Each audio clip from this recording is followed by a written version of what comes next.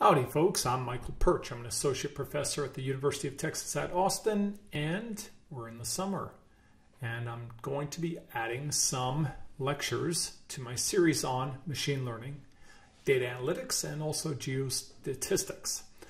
What I want to do today is I want to dive into the field of non-cooperative game theory. Now, what's my motivation for doing that? Well, I tell my students frequently that if you build models and do not impact the decision, you don't add value. So let's dive deeper into decision making. It's good to understand a little bit more about how we can do a better job with decisions and strategies. Also, if you look at the Shapley value, becoming quite popular for explainable artificial intelligence or deep learning, this concept is actually from game theory, from the other branch, cooperative game theory, and it's widely used now as a tool to be able to explore local and global feature importance based on marginal contributions. It's fantastic, and I have a previous recorded video on that topic. Go ahead and check it out.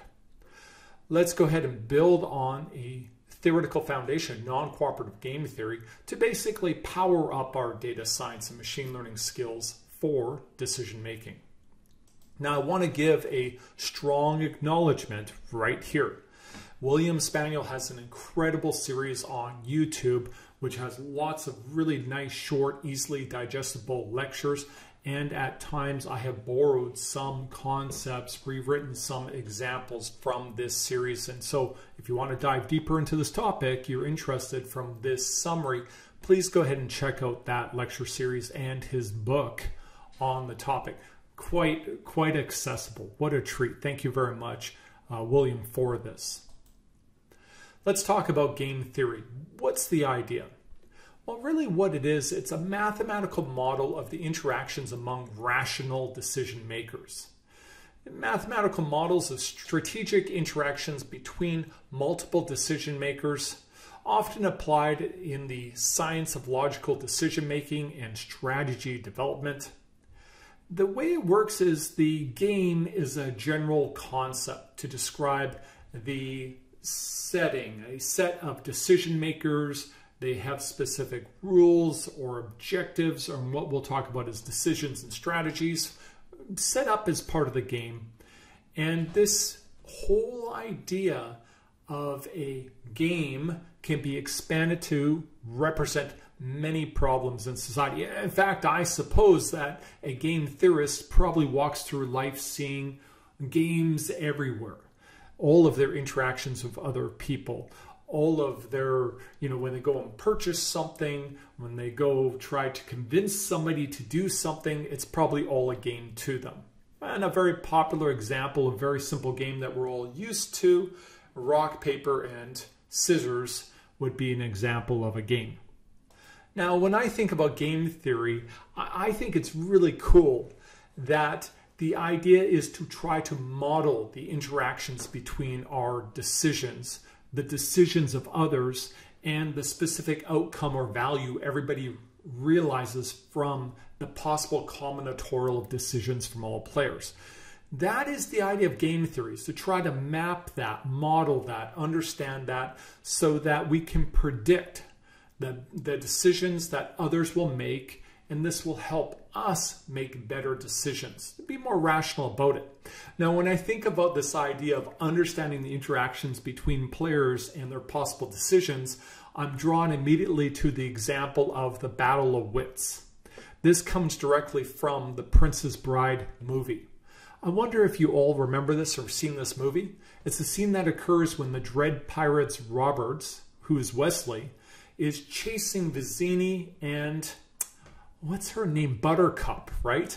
They've just climbed up the cliffs with Andre the Giant, and he catches up to them. There's a bit of a sword battle. I can't remember if that happened before or after, but now Vizzini, I think it happened before. Now Vizzini is going to try to beat Wesley through a battle of wits. The game goes like this.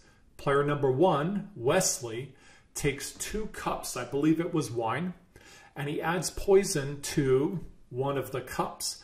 And then he mixes up the cups so Vizzini can't know which cup has the poison. Now he places the cups so that there's one closer to Vicini, one closer to himself, and Vicini now has to choose which cup to drink from.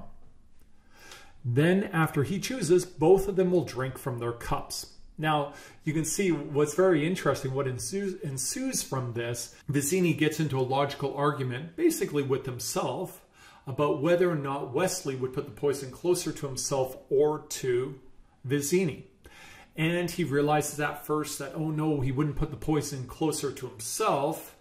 But then knowing I know that, maybe he did. And then he goes through all this kind of circular arguments. And so this idea of trying to understand what the other person would do and their drivers and motives, I think this is a good way to kind of think about this general problem. Don't worry, it's more tractable than shown in the Battle of Wits in the movie. I do recommend that scene though. Non-cooperative game theory. Let's get into the basics. We've given kind of an introductory idea, but let's get a little bit more formal. The game players. All of the players in the game will have their identities. What we could see as their specific roles. They have available strategies. Those are the decisions, the options that they have available to them. And they all know how these strategies will impact outcome and payoff. In other words, a big part of the game theory is that you're working with rational, knowledgeable players. They know the outcome. They know what will happen if the other player chooses this and I choose this. They know the winnings. They know the loss. They know what will happen. And this makes it all possible. Now, there's various types of games that we could talk about. We'll mention symmetric and asymmetric. We'll talk about sum-zero games and show you that. And simultaneous sequential decisions are also other types of games we could get into. We don't get into the idea of sequential incremental additions of knowledge or into any of the types of methods around exploration versus exploitation. These are other types of games we could talk about. And to be honest, that kind of links to me with the spatial bootstrap types of approaches and so forth. Cooperative models of how coalitions interact when payoffs are known and shared. Non-cooperative models of how players will interact to achieve their own goals. Win or do better than the other players is their goal. Or do the best that they can individually is a good way to say that.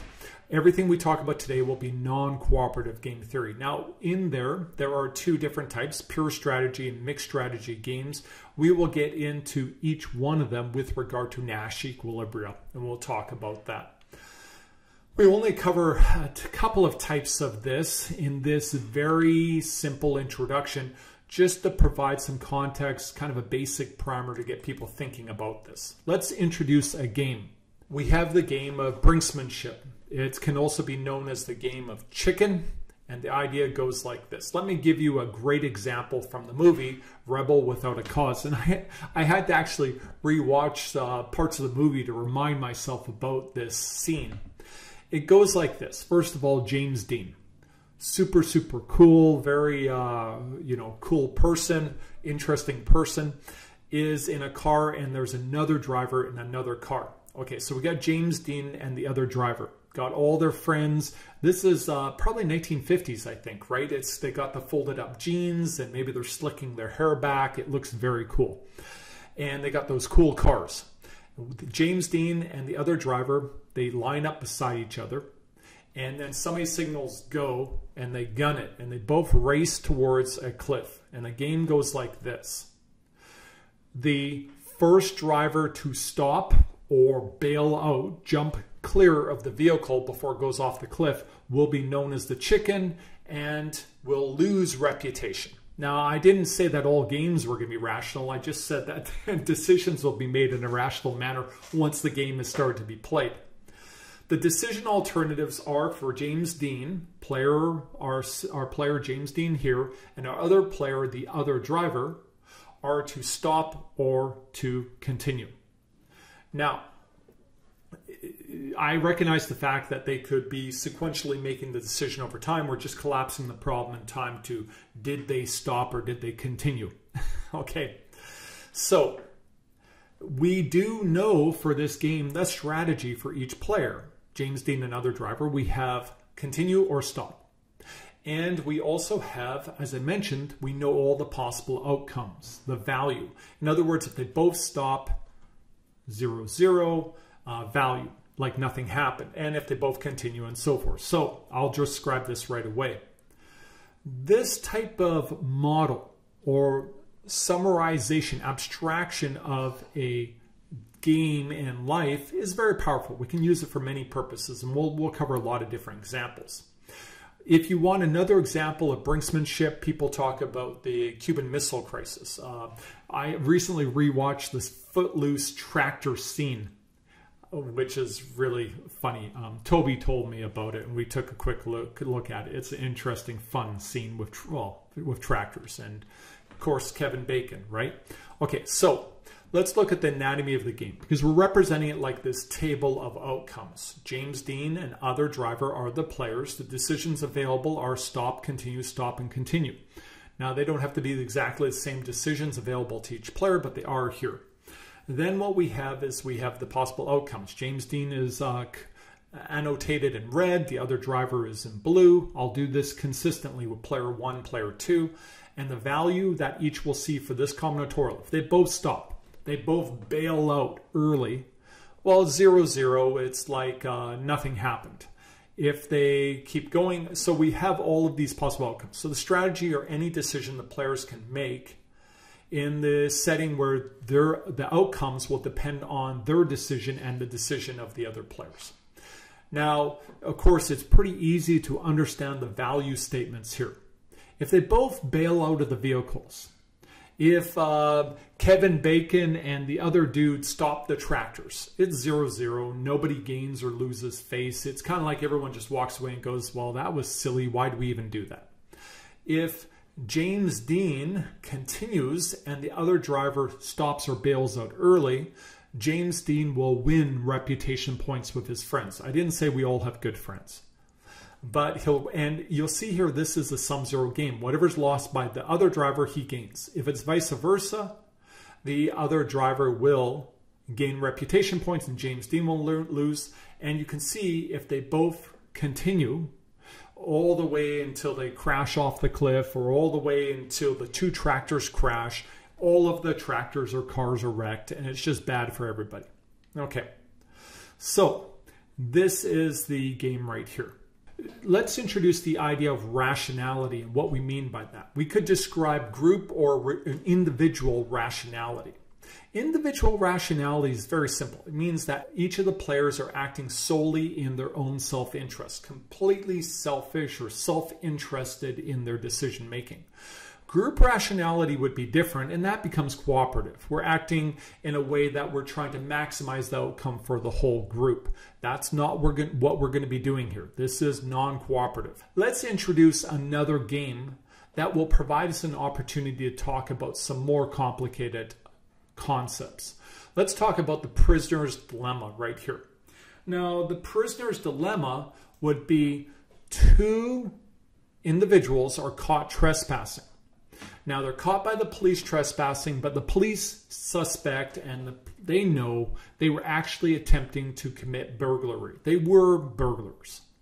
Now, the two prisoners are going to be held separately in separate jail cells. They're going to be interrogated. The decision alternatives they have are stay silent or confess, stay silent or confess. Two individually rational players will confess, as this will result in the highest average value, lowest consequence for them, given the decisions of the other players. Now, if you look at this, it might seem a little surprising, because intuitively, you'll look at this and you'll say, well, no, they will both stay silent, because that would get them both the least. If you took the total number of years served in prison, outcome in years served, this would be 4 years. Whereas if they both confess, that's 10 years versus these other combinations right here. Okay, so how is it possible that they're going to end up wanting to confess? Let's talk that through. We have to recognize a concept. It's called strict dominance. The decision maximizes payoff regardless of what the other player does. That's what's known as the strictly dominant decision. Now, the opposite of that is what's known as strict dominated decision, is that the other choice. A rational player would never make that choice because no matter what the other player does, that's always the worst choice. Okay, so let's take this problem apart and let's show that confess is the strictly dominant decision to make. Okay, so if prisoner number 1 knows that prisoner number 2 is going to stay silent. Okay, so let's take that previous array apart. Now prisoner 2 is staying silent. Can you see that they would maximize their payoff by confessing? So if prisoner number 2 decides to stay silent, if prisoner number 1 confesses, they will get 0 time. They get some type of reward. Thank you very much for ratting out the other person, confessing, and they get to walk. That prisoner number 2 will then take a larger sentence for not confessing and having the other person confess on them. If they stay silent, they'll get 2 years in prison. Doesn't look good.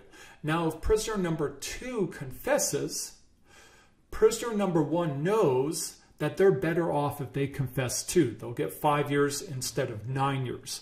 Do you see? So confessing is strictly dominating. It is the strictly dominating decision for a rational player must make. Now, if we flip this around and describe it from the perspective of the choice for prisoner number 2, given the choices prisoner 1 could make, we would see we get the same result. In other words, and this is interesting, due to strict dominance, the only rational decision for both prisoners to make is to confess. This right here is the outcome we would expect for the prisoner's dilemma game.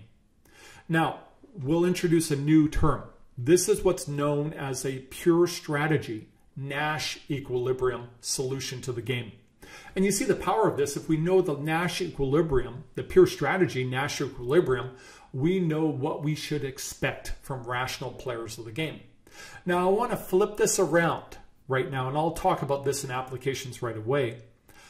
Notice that if you look at the costs are set up by somebody.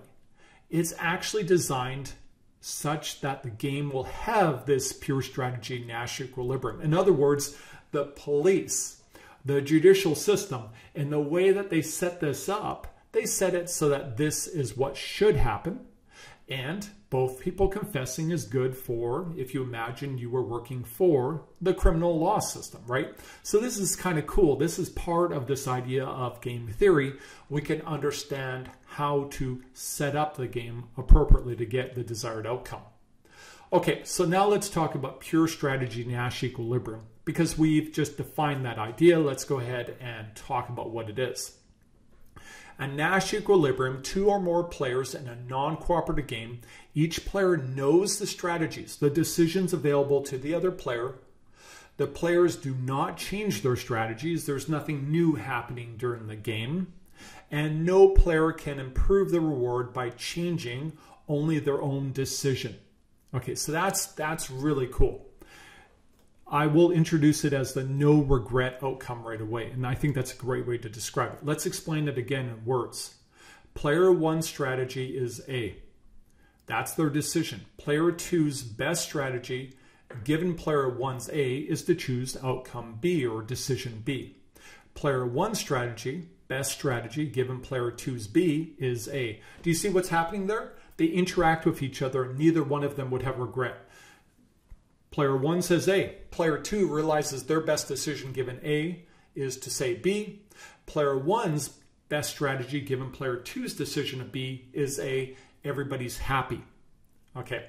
Now, if we look at the prisoner's dilemma, and we put it back up here, this is what we said was what we expected. This is what we introduced as the pure strategy Nash Equilibrium. Now, let's take this apart.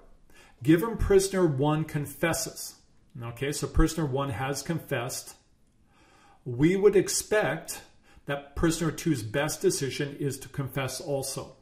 So in other words, given the fact that prisoner 1 has confessed, prisoner number 2 is better off choosing this result. They would not switch. They would not switch to stay silent. Now, prisoner 2, given prisoner 2 has confessed, Prisoner number one has no benefit in switching their decision. They're happy that they confessed. They would not switch, or they would have more time in jail. That is a pure strategy Nash equilibrium. Now let's have a couple of other perspectives on Nash equilibrium. A law that no one would break, even if there was no effective police force, could be seen as a Nash equilibrium. Let me give you a simple example. When the light turns red, we should stop at the intersection. If the light turns green, we should go. Now, even if there were no police patrolling that, we as a society would still choose to stop for red lights. Because if you put this together, if you built the actual game, you'd see immediately that the Nash equilibrium would be to stop. The cost of just running every red light would not be good. It's a no-regret decision for all players. You could do no better knowing what the other player's done. In other words, switching your decision does you no good in the case of a Nash equilibrium. Okay, Nash equilibrium. Now, some of the problems we face are more complicated. Here's a player one, player two, 3 decisions. Now, I'm being very generic here. I just give you decision 1, 2, 3, 1, 2, 3 right here.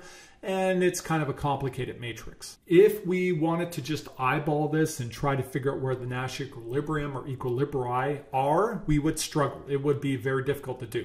So we can use a tool called iterative elimination of strictly dominated strategies. It's very, very simple. So let's go ahead and demonstrate that. What we do is we first take on the perspective of one of the players. Okay, so player 2.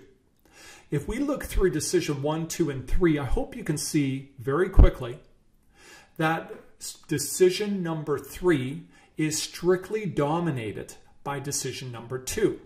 In all cases, we do better. No matter what player 1 does, we do better if we make decision number 2. A rational individual, player number 2, would never pick to do decision number 3. Therefore, we can remove it. The iterative elimination of strictly dominated strategies. So we can go ahead and remove decision number 3. And we can keep doing that.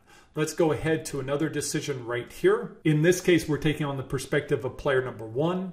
There's only 2 remaining decisions that player number 2 can make. And if we look at decision number 3, for both possible decisions from player number 2, we do better with decision number 2 than with 3. Decision 3 is strictly dominated for player 1. It's a worse outcome no matter what player number 2 does. Therefore, we can remove it. So you see what's happening now? It's simplifying. Okay, let's go to this table. We can go ahead and pick another player. We'll go ahead and take the perspective of player number 2 again. And you can see once again that decision number 2 is strictly dominating. Decision number 1 is strictly dominated. So no rational player would ever make that choice. We remove decision number 1 for player number 2. And we go one more time. And we can take the perspective of player number 1. We can see they would never make decision 1. Decision 2 is strictly dominant. And so we can remove it. And we're down to one possible combination of strategies between the 2 players. This is our Nash equilibrium. Now, we can prove it to ourselves. Because what we can do is we can say, well, given player 2 made the decision number 2, player 1 would do no better in switching. And given that player 1 has decided decision 2, player 2 can do no better, you see that, by switching to decision 1 or decision 3. They would get a 1 or they'd get a 2, but they would not get as good as a 3. This is the Nash equilibrium. So this is pretty useful. This is very powerful. This is the decision 2 rational individuals would make in this game. Very, very powerful. Okay, so let's go ahead and we'll do one more. This is a more complicated game. We cannot use, go ahead and look at it.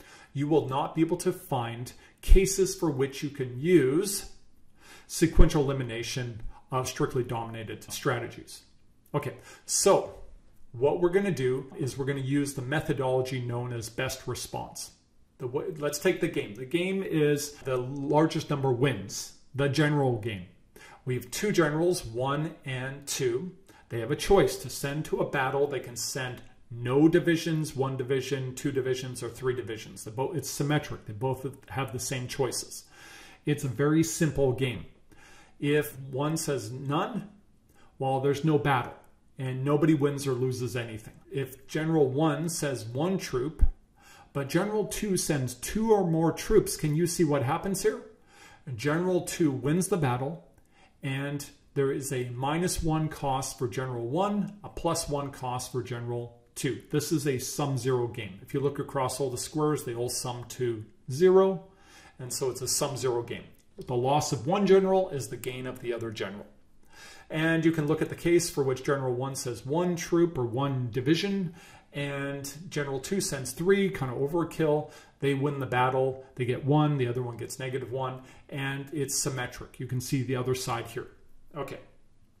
Now, if you look really careful at this, you cannot do a sequential removal of strictly dominated strategies, decisions. It's not possible. What we're going to do is we'll look for best responses.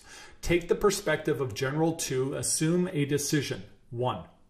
We're going to look across for General 1, and we're going to look at all of their best choices, and we'll highlight them. We'll make them bold. You see that? Sending 2 or 3 divisions are their best outcomes right here. These are best responses. Now we can repeat by scanning across none, 2, and 3, and then we'll scan across for General 1 across none through 3, and we're going to highlight all of the best decisions, the best responses.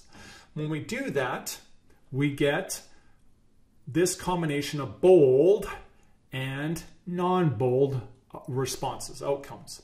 Now what we do is we look for all cases of best responses for both players. Here, here, here, here. These are our Nash Equilibrium. Isn't that cool? That's them. And you can prove it to yourself. So if you look at this, you can immediately see that these are the no regret decisions. For instance, for the combination of General 1 sends 3 troops and General 2 sends no troops, and given General 1 has sent 3 troops, General number 2 would not be able to change their strategy and improve the outcome. None of these options would be better. And for General 1, given General 2 sent no troops, none of these options offer a better outcome. This is in fact a no regret outcome for both of the generals. Okay, so let's talk about mixed strategy Nash Equilibrium. Let's take the game of matching pennies. It's very, very simple. Players will take a coin and they will choose heads or tails on the coin. If they are the same, player 1 gets $1 and player 2 will pay. Player 1, if they're heads and heads, blue gets $1, player 2 is going to pay that $1. Tails and tails, player 1 gets $1, player 2 pays the $1. And if they're different, now player 2 gets paid. You see that? Heads and tails, this right here results in player 2 getting $1. Tails and heads results in player 2 getting the $1. Okay, so and it's a sum zero game. If you look here, once again, just explicitly making the statement that if you take all of the possible combinations of decisions, the cost or value sums to 0. One is losing, the other is gaining, and it sums to 0. Okay. Now, if you try to figure out this game as far as a pure strategy Nash Equilibrium solution, I hope you can see that given any one of the solutions, one player would deviate. They would change or update their decision to improve their outcome. Let's look at that. Let's say player 2 picks heads, player 1 picks heads. Well, that's good news for player 1. They get $1 and player 2 pays the $1. But given player 1 picked heads, player 2 would like to change their decision to tails, so they get the $1. You see that? Now, if we make that change, given they pick tails, player 1 wishes they could update their decision to tails, so they would get the $1 again. And we could keep running around this table like that. In other words, there is no pure strategy Nash equilibrium for this game. But what's very interesting, we know from theory that all finite games must in fact have at least one Nash equilibrium solution. So what's the deal? What are we going to do here? We're going to work with what's known as mixed strategy games. What we do is we take the decision and we don't treat it as a discrete choice, but instead we treat it as a random variable, a random choice. It's very simple here. What we do, instead of selecting heads or tails, player 1 flips their coin to prevent player 2 from anticipating their decision. Now, what's very interesting is player 2 must also reciprocate and flip their coin to prevent player 1 from anticipating their choice. Now, instead of having a choice of heads or tails for each of the players, we have a probability distribution. Simple. Probability of heads and tails for player 2, probability of heads and tails for player 1, all equal to 50% each. It's a fair coin. Very, very simple. Okay, so how do we know that that's a Nash equilibrium? How would we be able to check that? This is very interesting. We've already made the statement. A Nash equilibrium is such that none of the players would deviate from their initial choice, knowing the outcome or choice from the other player. So we can go ahead and calculate the utility of this mixed strategy for each player. If the utilities are equal for each of their choices, given what the other player may do, in other words, their mixed strategy, then they have no regret. They would make no different decision. Now, since the decisions are now probabilistic, we have to work in expected value. Very, very simple. Statistical expectation is a probability weighted average. So in other words, we can just say the summation of the probabilities, if these are valid probabilities such that they sum to 1 and are non-negative, we can say the sum of the probability times the value realized by the player.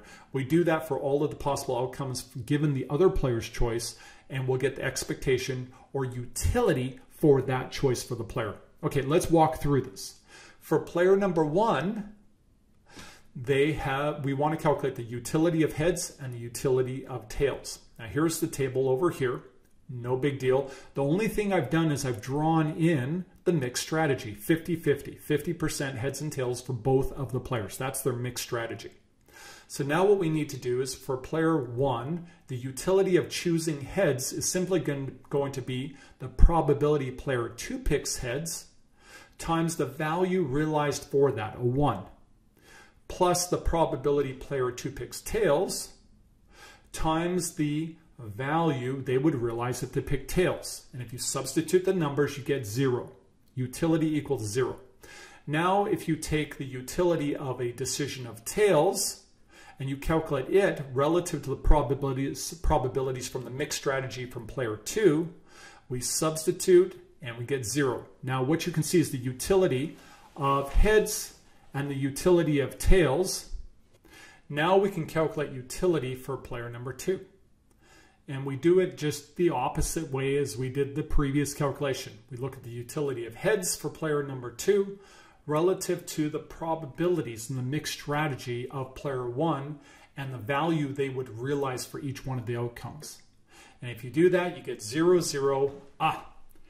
This is a mixed strategy Nash equilibrium because we have a probability distribution for the choices and the utility are equal for the players for all of their choices. In other words, they have no regret. They would not want to switch their decisions relative to what the other player has done, the flipping of their coins. Okay, so that's mixed strategy Nash equilibrium, which is really, really powerful. The method to solve mixed strategy Nash equilibrium is to calculate the probabilities of each decision for player 1 such that the utility of player 2's choices are equal, and we do vice versa. We're going to calculate the probabilities of each decision for or strategy for player 2 such the utility of player 1's choices are equal, and that is the mixed strategy Nash equilibrium. we could do more complicated problems. Let's give ourselves one right here. It's a case for which it's once again sum 0, but it's not symmetric. It's more complicated. And so it's not immediately obvious what should be the probabilities of tails and heads for each one of the players. What we do is we take these relationships, these three relationships, the utility of heads, which is really straightforward. I've just related to the probability of heads for player 2, and then 1 minus that probability, assuming a sum 1 constraint on probabilities for 2 cases, of course.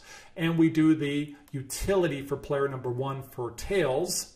We've got these 2 relationships, and the utility must be equal to each other. If we take this equation, substitute in for here, take this equation, substitute here, and it's all related to probability of heads, we can go ahead and we get this equation right here.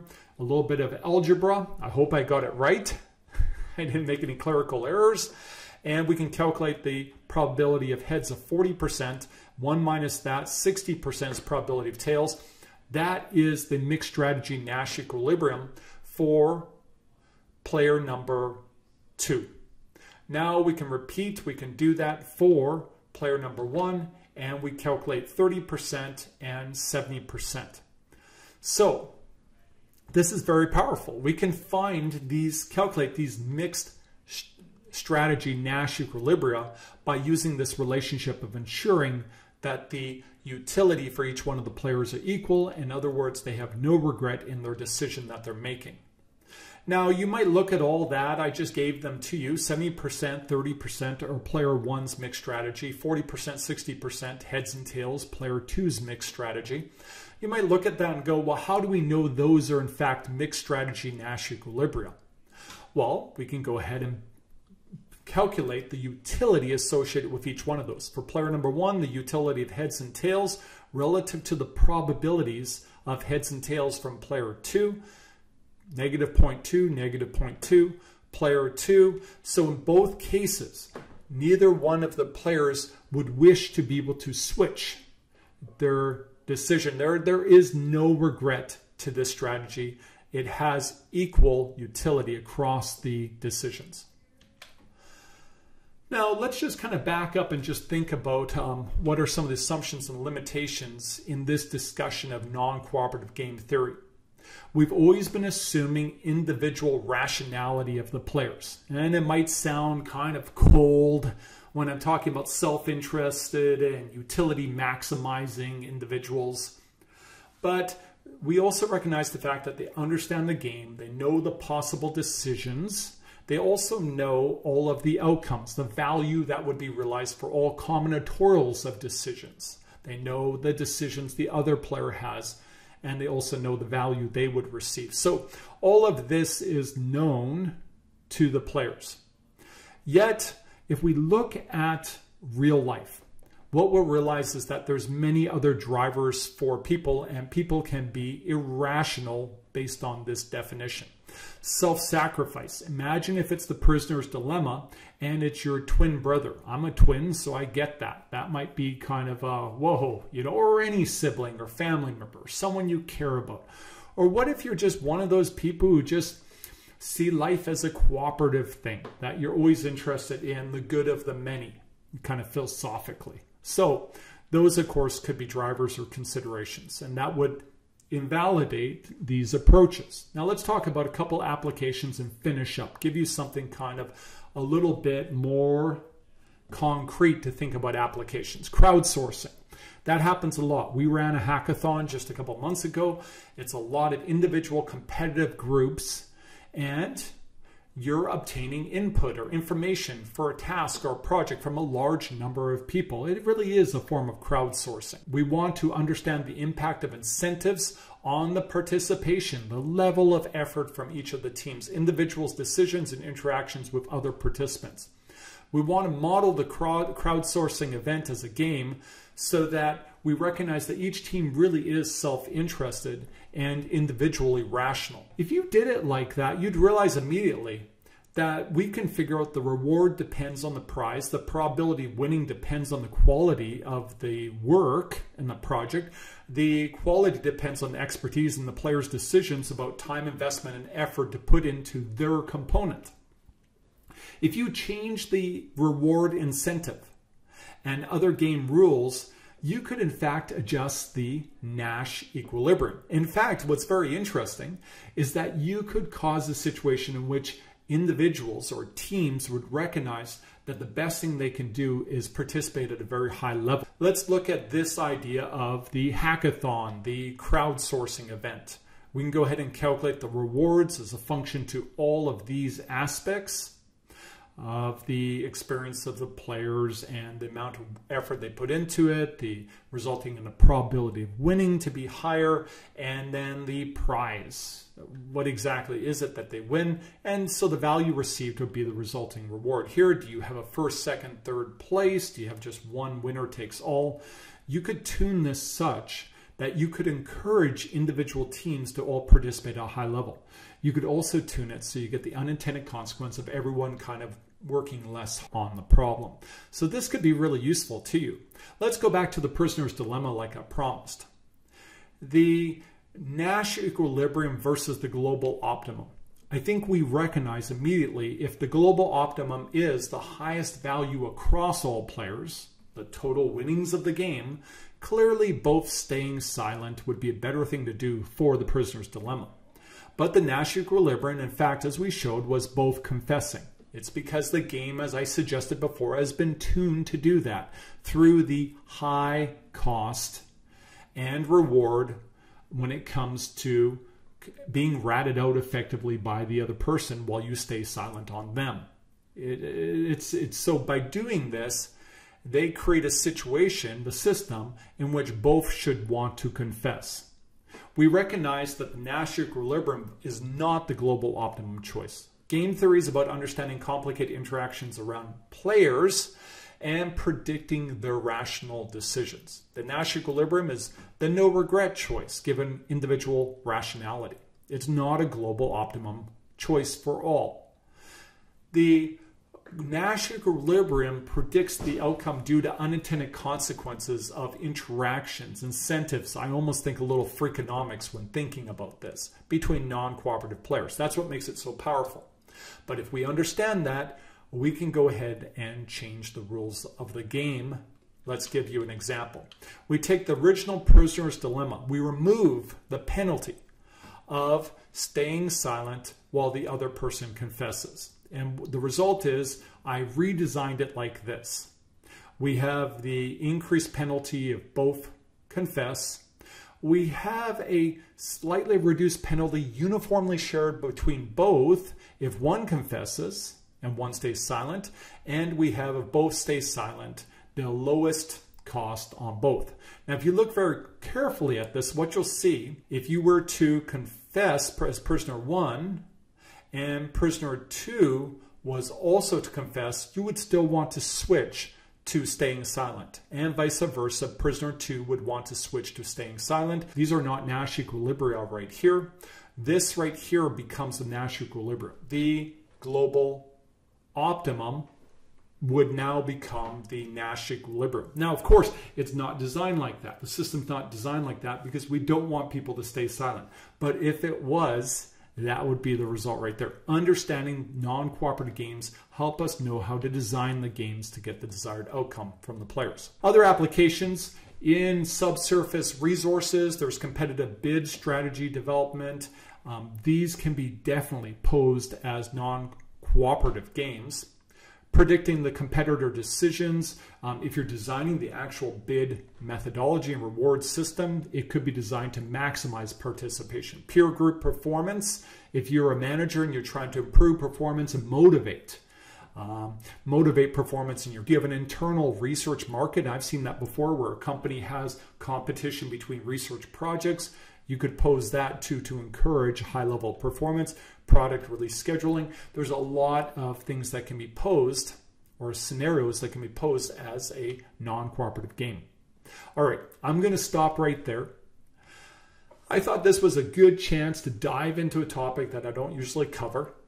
game theory, specifically for non-cooperative games, I think it's good and a great opportunity to enhance your abilities in data science and machine learning to be thinking more about game theory. I'm Michael Perch. I'm an associate professor at the University of Texas at Austin, and I share all of my lectures to support my students with evergreen content that outlasts the semester.